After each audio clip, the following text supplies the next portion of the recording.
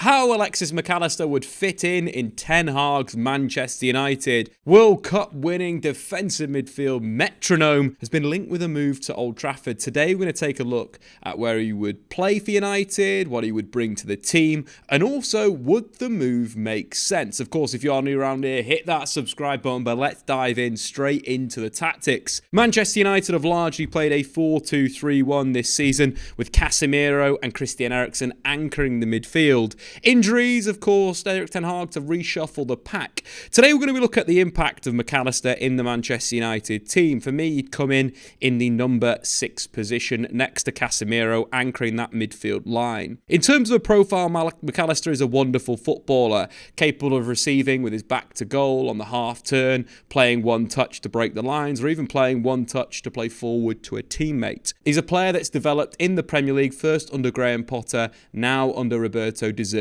at Brighton. But where did he play at Brighton? Under De Zerbi, Brighton have largely played a 4-2-3-1 with two very much defensively minded midfielders. They build with their back 6 players, with the 2 wing backs moving a little bit higher, and very much a box in midfield to create a possession structure that teams can just not press. Mac Allister, with the full 11, usually plays in attacking midfield, roaming between the lines, linking the play and trying getting himself into the box. One of the big things that came following the World Cup was De Zerbi understanding a little bit more about Mac Allister's game, talking about his forward play and his ability to find those pockets of space. Mac Allister does like to drift into the inside left channel to receive to feet, but he does drift all across the pitch, drops deep at times to get on the ball and play his classic long passes into the forwards in behind the opposition's defence, but mainly as a number 10 under De Zerbi following the World Cup. At times, Alexis Mac Allister under De Zerbi has played at the base of midfield next to Caicedo. At that point, Pascal Gross usually operates at right back,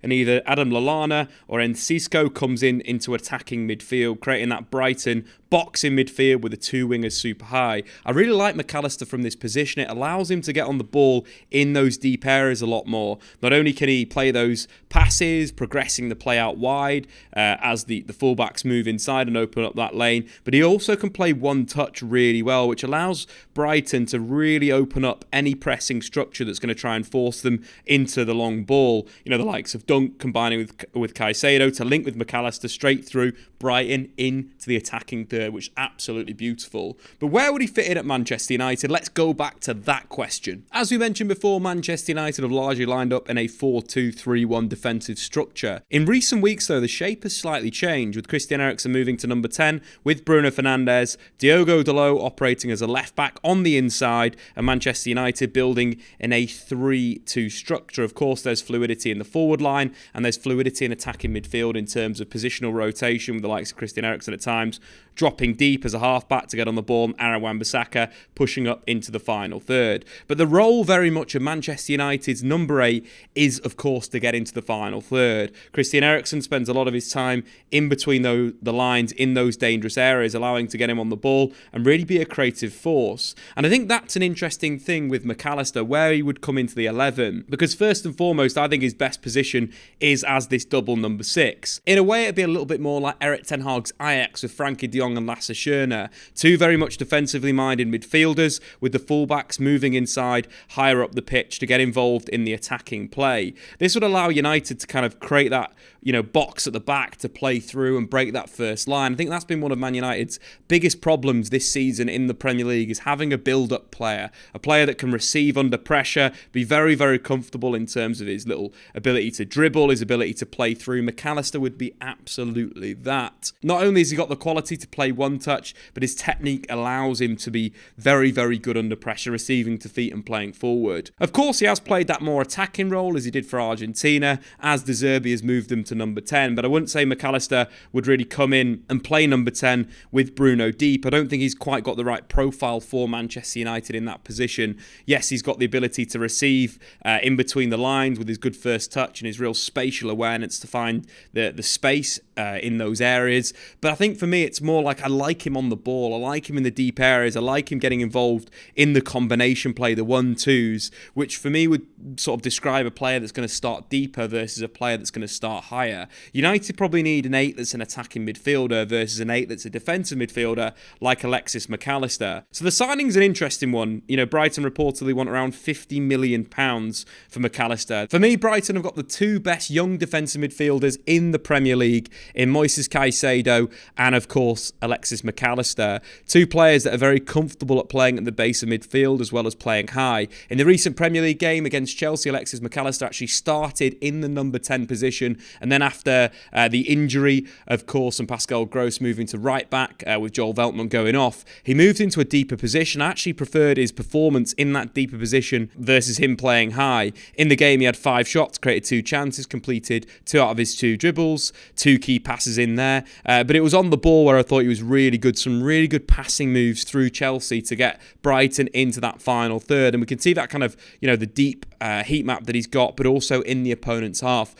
Brighton were absolutely fantastic against Chelsea, and he was a big reason why. So let's take a look at the stats. Alexis Mac Allister in the Premier League this season has scored 8 goals from 26 appearances, although 5 have been penalties, and he's got an assist as well. I think the big part of his game that I do enjoy, his ability to win the ball back, is a little bit underrated. 2.1 tackles per game, 0.8 interceptions is not too bad for a player that has played, you know, games at number 10 this season. I think his overall development, I think there's work to be done on his finishing. He does make really good moves in and around the penalty area, but misses big chances. I think when he gets that down, you know, that ability to put the ball in the back of the net, you've got a real top quality player. Against Chelsea in the opening 10 minutes of the game, he had 2 really big opportunities, a fantastic run on the near post, and then Estupiñán crossed the ball, great run near post, just fired wide. 8 minutes again, a really good cutback from Mitoma.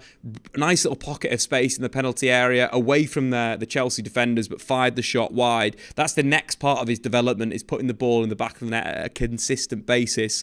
Something that obviously Manchester United need. Goals have been a big problem for Manchester United. But in terms of, do I think Manchester United should make the move for Alexis Mac Allister, I think there are question marks. I think number 1, the number 9 area is a big problem. Anthony Martial has missed too much of the season to be the guaranteed number 1, and Wout Weghorst defensively very good at pressing forward, but has struggled in front of goal. Anthony's development in recent weeks has been very good in terms of the creativity. The decision making has been a lot better. Not an area really that needs investment. Obviously with Marcus Rashford, best form of his life. So a lot of money is going to be spent on the number 9. I also would say potentially a bit of money spent on David De Gea as well, getting a replacement that can play with the ball at his feet. You know, someone like an Andre Onana for Erik ten Hag's Ajax was so good. Short passing, long passing, ability to escape the press, to draw pressure as well and then dribble past. Andre Onana was the perfect goalkeeper for Erik ten Hag's Ajax. United need to buy a goalkeeper of that ilk. Those goalkeepers don't come cheap. And I think that's the problem with United. There's 2 big problem areas that I feel have got to be solved first. In the number 9 position, in goal, you know, we're talking maybe Diogo Carlos from Porto. We're talking maybe Harry Kane through the middle. That's going to be something short of 150 million potentially to bring those 2 players in. So spending another £50 million on a defensive midfielder that potentially isn't quite the right profile for Manchester United doesn't quite make sense. I think United long term, of course, Christian Eriksen's playing the kind of free 8 role, rotating high as we mentioned, with Diogo Dalot moving inside. United need to find more of a defensive midfielder that's going to attack, more of a player that's going to combine in the final third, versus a Mac Allister. Obviously his combination play, his touch is very good, but I think he lacks a little bit of that creative spark that you see in a Christian Eriksen, in a Bruno Fernandes. So I don't think it's quite the right profile. You know, in terms of the Brighton midfielders that I'd rather buy from Brighton, you know, I'd much rather get Moises Caicedo. In terms of his potential, his ability as a defensive midfielder, I think could be one of the best in the world. His performance against Chelsea was absolutely fantastic. 92% of his passes completed, won 11 of his 15 duels, 9 out of his 10 tackles won as well. A really dominant performance in midfield. I think if United go to Brighton, Caicedo is the number 1 priority, with Mac Allister number 2. I also think there's other players out there that United could look to get. Gabri Veiga, of course, a good ball carrier, fantastic goal goal scorer, could be developed into a really good, deep lying number 8 player that's going to move into the attacking area, or someone like Enzo Lafay. I'd put those two over Alexis Mac Allister right now, just because of the fee that you're going to have to pay Brighton to take away the Argentine midfielder. But anyway, guys, get into the comments below. Other players, of course. Just had another thought in my mind, so we're going to go straight to that. Ryan Gravenberch will be available for a lot cheaper from Bayern Munich. When we're looking at players that are available, 25 million is the reported fee for Ryan Gravenberch. Made only one start for Bayern Munich in the Bundesliga this season, but I'll take you back to the Eredivisie. Absolutely dominant footballer, the perfect 8 for Erik ten Hag's system. Would start deep and then would move into that high area. His performance against Go Ahead Eagles is an example. 115 touches of the football, 1 chance created, completed 5 out of his 6 dribbles, won 4 out of his 4 tackles. He is the perfect player for Erik ten Hag. I think Mac Allister's a very, very good footballer, would suit a lot of teams, but I think for Erik ten Hag, having someone like a Gravenberch versus Mac Allister is the way United should go.